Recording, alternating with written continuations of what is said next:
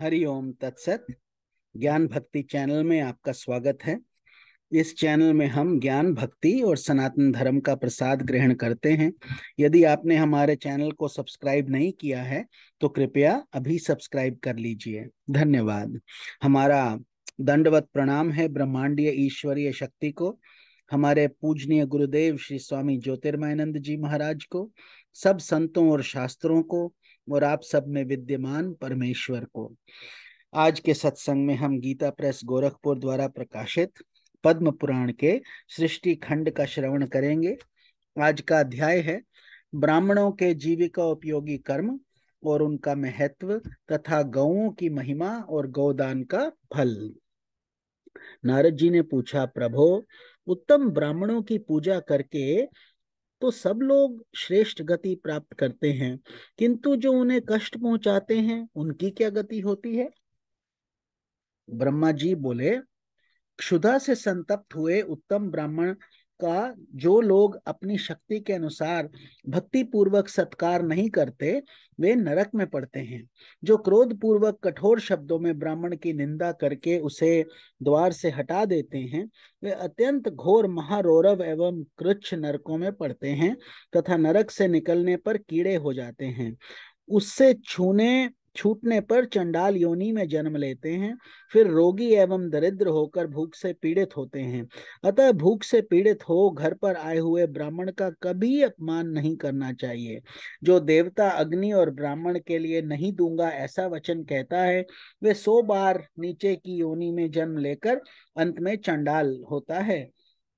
जो लात उठाकर ब्राह्मण, गौ, माता पिता और गुरु को मारता है उसका रौरव नरक में वास निश्चित है, वहां से कभी उसका उद्धार नहीं होता। यदि पुण्यवश जन्म हो भी जाए तो वह पंगु होता है, साथ ही अत्यंत दीन, विषाद ग्रस्त और दुख शोक से पीड़ित रहता है। इस प्रकार 3 जन्मों तक कष्ट भोगने के बाद ही उसका उद्धार होता है। जो पुरुष मुक्कों, तमाचों और कीलों से ब्राह्मण को मारता है वह 1 कल्प तक तापन और रौरव नामक घोर नरक में निवास करता है और पुनः जन्म लेने पर कुत्ता होता है। उसके बाद चंडाल योनि में जन्म लेकर दरिद्र और उदर शूल से पीड़ित होता है।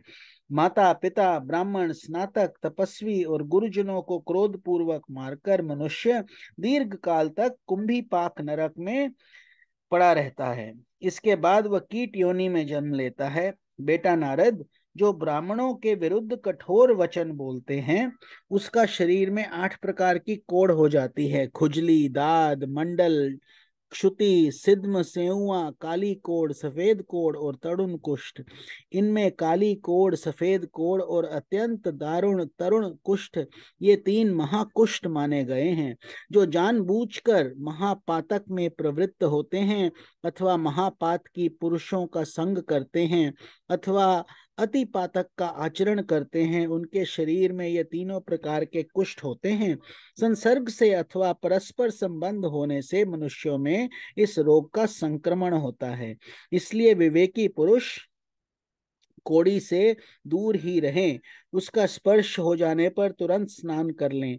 पतित, कोड़ी, चंडाल, गोभक्षी, कुत्ता, रजस्वला स्त्री और भील का स्पर्श हो जाने पर तत्काल स्नान करना चाहिए। जो ब्राह्मण न्यायोपार्जित जीविका तथा उसके धन का अपहरण करते हैं वे अक्षय नरक में पड़ते हैं। जो चुगलखोर मनुष्य ब्राह्मणों का छिद्र ढूंढा करता है उसे देखकर या स्पर्श करके वस्त्र सहित जल में गोता लगाना चाहिए। ब्राह्मण के धन का यदि कोई प्रेम से उपभोग कर ले तो भी वह उसकी 7 पीढ़ियों तक को जला डालता है, और जो पराक्रम पूर्वक छीनकर उसका उपभोग करता है वे तो 10 पीढ़ी पहले और 10 पीढ़ी पीछे तक के पुरुषों को नष्ट कर देता है। विष को विष नहीं कहते, ब्राह्मण का धन ही विष कहलाता है।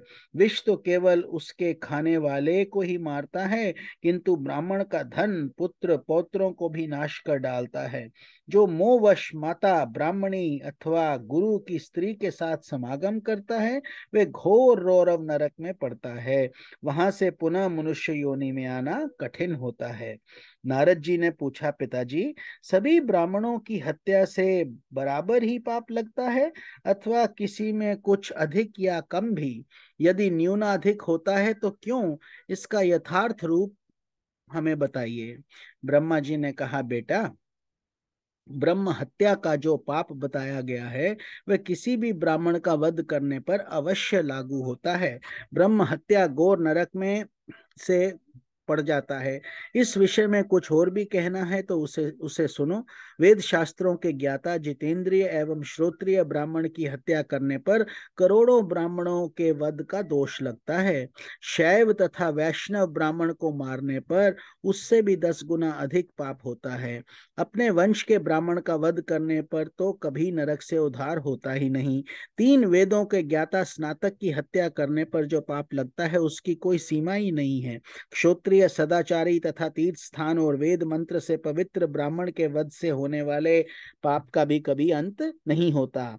यदि किसी के द्वारा अपनी बुराई होने पर ब्राह्मण स्वयं भी शोकवश प्राण त्याग दे तो वह बुराई करने वाला मनुष्य ब्रह्म हत्यारा ही समझा जाता है। कठोर वचनों और कठोर बर्तावों से पीड़ित एवं ताड़ित हुआ ब्राह्मण जिस अत्याचारी मनुष्य का नाम ले लेकर अपने प्राण त्यागता है उसे सभी ऋषि मुनि देवता और ब्रह्मवेताओं ने ब्रह्म हत्यारा बतलाया है। ऐसी हत्या का पाप उस देश के निवासियों तथा राजा को लगता है। अतः वह ब्रह्म हत्या का पाप करके अपने पितरों सहित नरकों में पकाए जाते हैं। विद्वान पुरुष को चाहिए कि वह मरण पर्यंत उपवास अनशन करने वाले ब्राह्मण को मनाए, उसे प्रसन्न करके अनशन तोड़ने का प्रयत्न करे। यदि किसी निर्दोष पुरुष को निमित्त बनाकर कोई ब्राह्मण अपने प्राण त्यागता है तो वह स्वयं ही ब्रह्म हत्या के घोर पाप का भागी होता है। जिसका नाम लेकर मरता है वह नहीं, जो अधम ब्राह्मण अपने कुटुंबी का वध करता है उसको भी ब्रह्म हत्या का पाप लगता है। यदि कोई आतताई ब्राह्मण युद्ध के लिए अपने पास आ रहा हो और प्राण लेने की चेष्टा करता हो तो उसे अवश्य मार डालें। इससे वह ब्रह्म हत्या का भागी नहीं होता।